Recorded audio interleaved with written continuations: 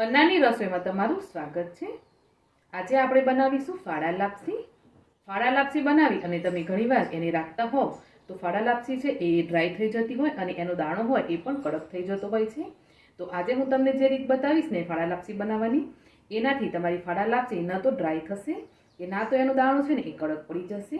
તમે સવારથી બનાવી અને સાંજ સુધી રાખશો ને તો પણ ફાડા લાપસી છે એકદમ જ્યુસી રહેશે અને એનો દાણો પણ જરાય કડક નહીં થાય।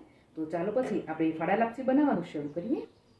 ફાડા લાપસી આપણે કુકરમાં બનાવીશું, તો ગેસ ચાલુ કરી અને આપણે કુકર રાખી દઈશું। હવે કુકરમાં આપણે 2 ચમચી ઘી લેશું।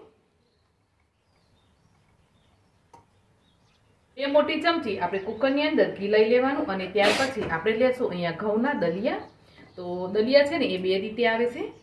એક આવે છે એ આ રીતે નાની સાઈઝના આવે અને બીજા જે દલિયા આવે ને એ થોડા મોટી સાઈઝના આવતા હોય, જેની આપણે દલિયા ખીચડી બનાવતા હોઈએ છીએ। અને આ દલિયા છે ને એ લાપસી બનાવવા માટે સ્પેશિયલ આવતા હોય, તો તમે પેલા દલિયાથી પણ બનાવી શકો અને આનાથી પણ બનાવી શકો। સારું રિઝલ્ટ છે ને એ તમને આ દલિયાથી મળશે। તો 1 કપ મેં દલિયા લીધા છે, તો દલિયાને આપણે કુકરમાં એડ કરી દઈશું। દલિયાને આપણે 2-3 મિનિટ માટે સરસ ઘી સાથે શેકી લઈએ। આજે મેં લાપસી માટે સ્પેશિયલ જે નાની સાઈઝના દલિયા આવે ને એ લીધા છે લાપસી બનાવવા માટે। જો તમારી પાસે મોટા દાણાવાળા દલિયા હોય ને તો તમારે એને આ રીતે જ બનાવવાના છે। બસ તમે જ્યારે પાણી એડ કરો ને ત્યારે તમારે થોડું પાણી છે એ વધારે રાખવાનું અને સીટી તમારે આના કરતાં એમાં 2 વધારે લગાડી દેવાની।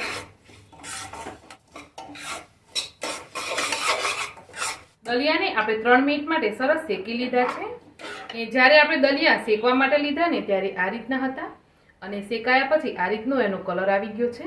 તો આ રીતે દલિયા છે ને એકદમ ડાર્ક બ્રાઉન થાય ત્યાં સુધી એને શેકી લેવાનું અને દલિયા છે ને એકદમ ધીમા ગેસ ઉપર શેકવાના।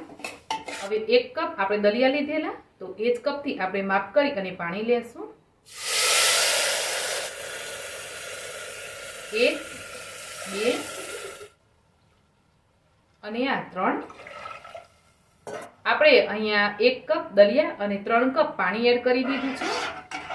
જો તમે દલિયા છે ને એ ફ્રેન્ડ્સ આનાથી મોટી સાઈઝના દલિયા લીધા હોય તો તમારે પાણી 4 કપ એડ કરવાનું। પાણી એડ કરી અને આપણે કુકરનું ઢાંકણ બંધ કરી અને 3 થી 4 વિસલ લગાડી લેશું, જ્યાં સુધી દલિયા સરસ ચડી ના જાય ને ત્યાં સુધી આપણે ચડવા દઈએ એને।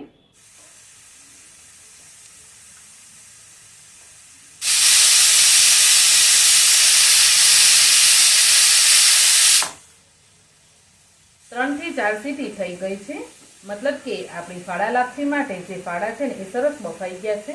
તો હવે આપણે ફ્લેમને બંધ કરી દઈશું અને કુકરને ઠંડુ પડવા દઈશું। ત્યાર પછી આપણે ખોલી લેશું અને આગળની પ્રોસેસ કરીએ। હવે ફરીથી આપણે એક આ રીતે કઢાઈ રાખી દઈશું, એની અંદર 1 ચમચી ઘી લેશું। ઘી ગરમ થઈ જાય એટલે આપણે 10 કાજુ, 10 બદામ અને 10 પિસ્તાને આ રીતે ઝીણા સુધારીને લેશું અને એને આપણે ઘીમાં એડ કરવાના। કાજુ, બદામ, પિસ્તાને આપણે ઘી સાથે સરસ શેકી લેશું એકવાર। કાજુ, બદામ અને પિસ્તા આ રીતે સરસ શેકાઈ જાય ઘી સાથે એટલે આપણે ગોળ લેશું। તો આ દલિયા લાપસી છે ને એ આપણે ગોળમાં બનાવીશું, ખાંડ કે સાકરનો ઉપયોગ નહીં કરીએ। તો અહીંયા મેં 1/4 કપ ગોળ લીધો છે, જેને મેં આ રીતે ઝીણો સુધારી લીધો છે। તો આપણે વઘારની અંદર આ ગોળ એડ કરી દઈએ। 2-3 ચમચી આપણે પાણી એડ કરી દઈશું, મિક્સ કરી લેવાનું। આ રીતે ગોળ છે ને એ સરસ ઓગળી જાય એટલે આપણે જે દલિયા બાફ્યા ને એ દલિયા એડ કરી દઈશું।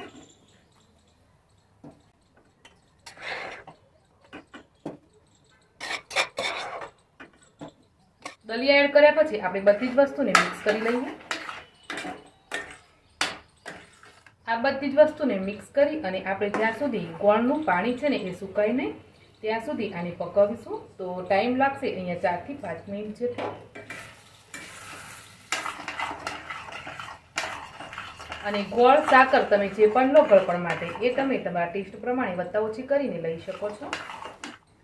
છેલ્લે આપણે અડધી ચમચી ઇલાયચી પાવડર એડ કરીશું। તમને જાયફળનો ટેસ્ટ પસંદ હોય તો તમે જાયફળ પણ થોડું લઈ શકો।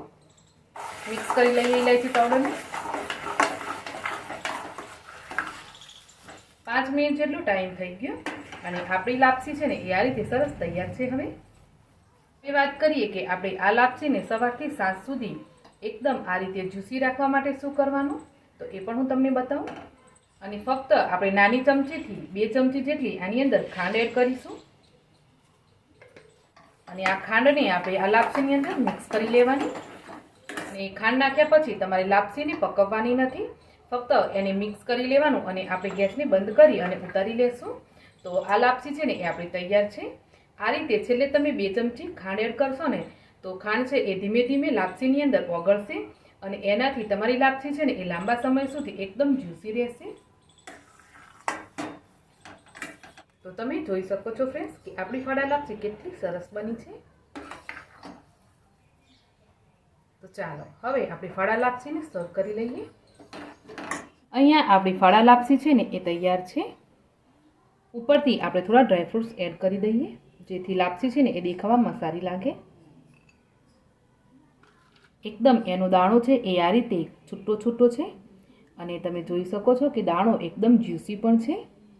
તો તમે આ લાપસીને સવારથી સાંજ સુધી રાખશો ને તો પણ લાપસી જરાય કોરી નહીં પડે, ના તો એનો દાણો છે ને એ કડક થઈ જશે. આ રીતે એકદમ સોફ્ટ રહેશે દાણો. આજની તમને ફાડા લાપસીની રેસીપી કેવી લાગી મને કોમેન્ટ કરીને જરૂર જણાવજો. રેસીપી ગમી હોય તો વિડીયોને લાઇક શેર જરૂર કરજો અને ચેનલને હજુ સુધી સબસ્ક્રાઈબ ના કરી હોય તો જરૂર સબસ્ક્રાઈબ કરજો. મળીશું એક આવી જ નવી રેસીપી સાથે. આવજો.